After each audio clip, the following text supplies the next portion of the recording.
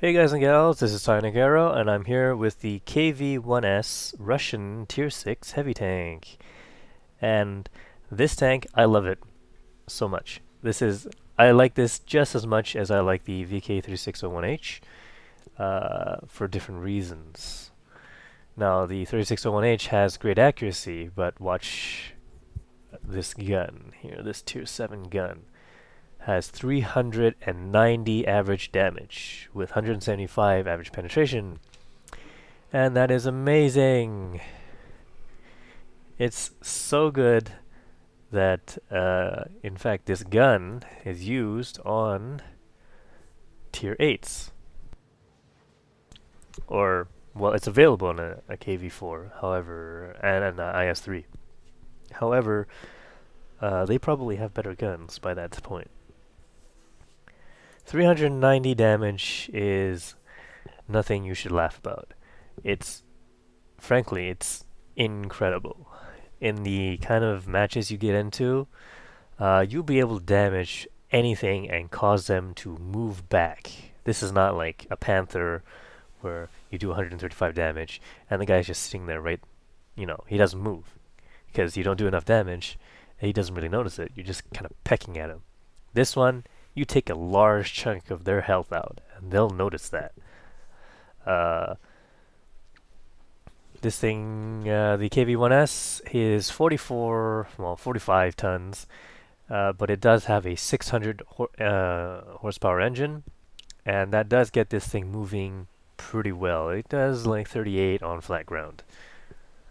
Let's see, the Traverse, it's okay. It's actually pretty good for a heavy tank, though. 30 track traverse and 28 turret traverse. You will not be flanking in this tank, although you can.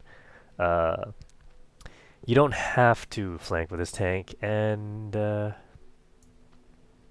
know what? I should say this more properly. Yeah, more properly. Properly. This tank doesn't have a lot of armor, so it is a good idea to flank. However, you're not going to be circling people. That's what I meant to say. The rate of fire on this tank, it's got about a 14-second reload after every shot.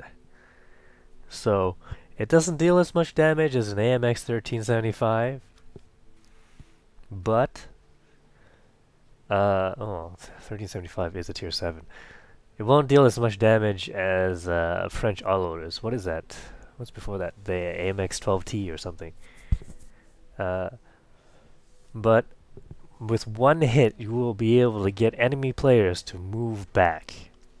Now, if they were smart and you let loose a shot and they survive, they can rush in and shoot you while you're reloading. So the best strategy against that is with this turret armor of 100 on every side, and you can see it's quite sloped on the front, right? What you can do with this tank is drive straight into them, turret up on them, and make sure their gun pretty much sees only the turret. Now, there is a commander's hatch, and it's pretty big. It's on its German levels of largeness. However, if you keep your turret moving, erratically, they'll probably miss and bounce off a shot. Now, the hull armor is pretty low, 75, 60, 60. This is not the heavy line for the Russians here. Let's go to the Russian. The heavier line would be the T150 and then the KV-3.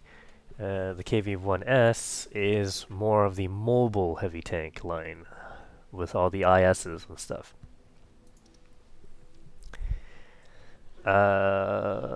Now, I fit a large caliber tank rammer, essential on this tank, camouflage net because I had nothing better to put on, and a toolbox.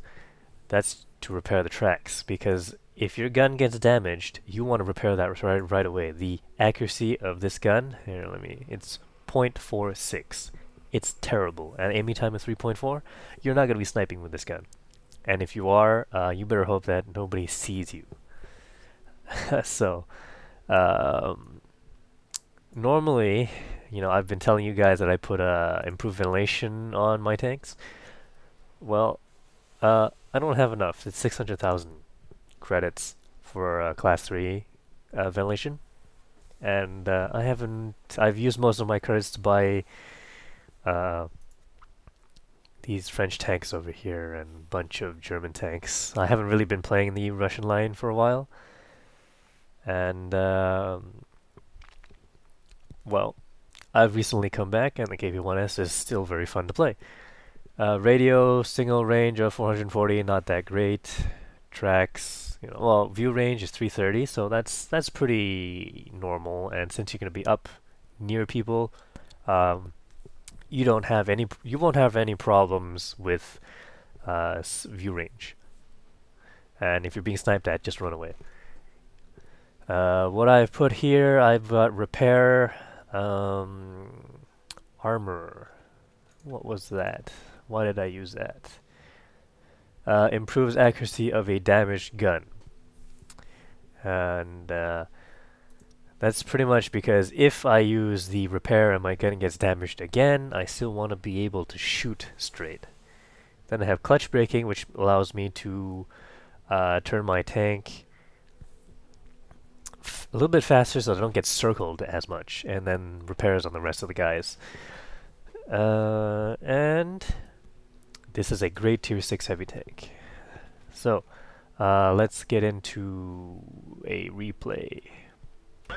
Alright, so here we are on Redshire, standard battle. And as a near top tank, I'm just going to watch where everybody goes. Right now I'm moving because I'm kind of impatient. I want to rush in and use this big gun that I haven't used for quite a bit. And here I realize, well, there doesn't seem to be too many going in the west side near the 1 and 2 lane. So, alright, eventually I'll realize this and I'll turn around. Here we go, I'm turning around.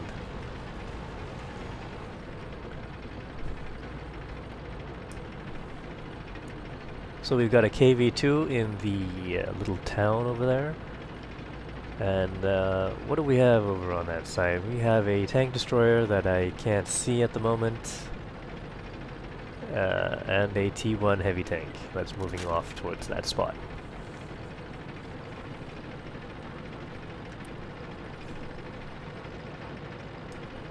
It's very important to cover all lanes of approach with at least tanks that can fight back. You know, you don't want to send in really small tanks to cover a whole lane, because you know the enemy won't be afraid of them and they'll just drive in, or if they're smart, they won't just drive in. They'll have like a whole team with them. Okay, there's that tank destroyer. It's a T-49. So we've got a Tiger on this side and a Type 62. So that Tiger is the main problem. Here we go. Aiming time, very horrible. But with a 100% crew, I managed to get that shot in and deal a large amount of damage on that Tiger. Very large. And here's that reload time. You're basically waiting forever. And the accuracy comes in and I miss. So, there's that Type 62. He's going into scout, but there's really not much I can do about him. I have to defend this against a Tiger because I'm pretty sure a T1 heavy tank will not be able to take on a Tiger. And there it is. There's a Panzer IV along with him. Those two tanks are mainly sniper tanks, or I consider them sniper support class, basically. Let's see if there was a T1 heavy, but I was thinking let's save the shot because I do know that it's a 14-second reload, and if that Tiger comes over while I'm reloading, I will not be in a good position. Alright, so there's that Tiger again. He's coming up, and here's the aiming. Missed. Or, okay, it was a miss. I hit him, but It was a 0 damage penetrating shot. And I kind of got angry at that because there goes 390 damage that I could have done on that tiger. And also a very expensive shell. Now, I'm using the terrain to my advantage. If the tiger wants to come at me, he'll have to climb over or drive over this little hill, and then I'll be able to get shots on his weak underbelly. Even though I don't need to. But it is a good idea to do this for other tanks. And there we go! Another 0 damage penetrating shot. And here we go. He's backing up, but I'm not going to let him, you know, get too far away from me. Once I'm reloaded, I'll, you know, I'll back off, aim at him, whatever. And here I am, turning my turret, and I think the artillery hit me. Well aimed shot, the tiger goes down, as the 4 gets destroyed by an M10, and here's the enemy M10 shooting at the wrong part of my tank. So he decides he needs to move away. And there I go. Take him out. And now we're just mopping up. We are winning. The other side did pretty well. What happened to our T-29? He's dead. He did push pretty far forward though. There's an M6. Tier 6 heavy tank. I'm gonna see if I can get a shot in on him. Nope. There's a tank in my way. T1 heavy comes into view. I decide I'm gonna take a shot at him 300 meters away. And there he goes. And I got that kill mostly because somebody else shot him first, and then I took him down for the next 309 health. Alright. So, there's that M6 over there, and people are saying he's under the bridge. And that's probably why I couldn't get a shot in on him. So, here we go, and we're going to, well, I'm gonna go and drive in and shoot him dead. However, this KV-2 also has the same idea. And, watch this. That KV-2, watch his shot. Eventually. There he goes. He had that huge 152mm howitzer cannon thing, derp cannon, basically. 3601. Oh, you shouldn't be right next to me. And here I stop him from moving. And I'm shaking my turret again, just to make sure he doesn't shoot it. And now he's gone by that KV-2. And now all that's left is one artillery piece. Our guys are saying he's at E1.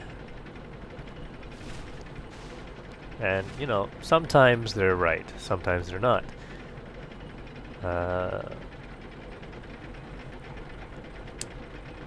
And obviously, the artillery piece can move. It's not like he's a stationary artillery piece.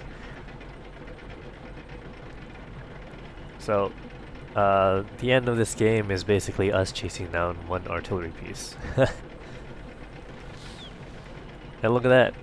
2 hits on me, doing 56 damage and then 68 damage, so I'm fairly certain that was the artillery splash damaging me.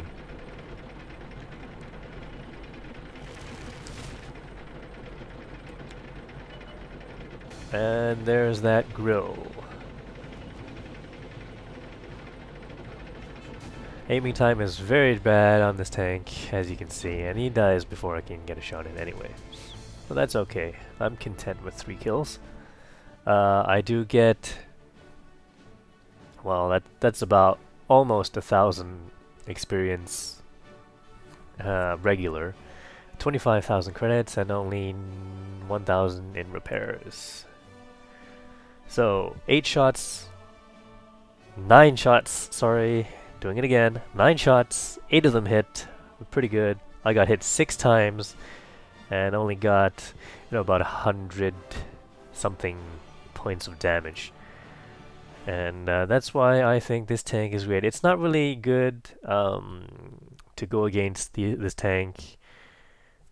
I mean, sorry, it's not really good to use this tank as a like frontal assault unit, like a KV-3. Uh, what is the equivalent? The T-150. This thing has less armor than those guys, but the turret armor is pretty sloped, and you can use that to your advantage. Alright, so thanks for watching.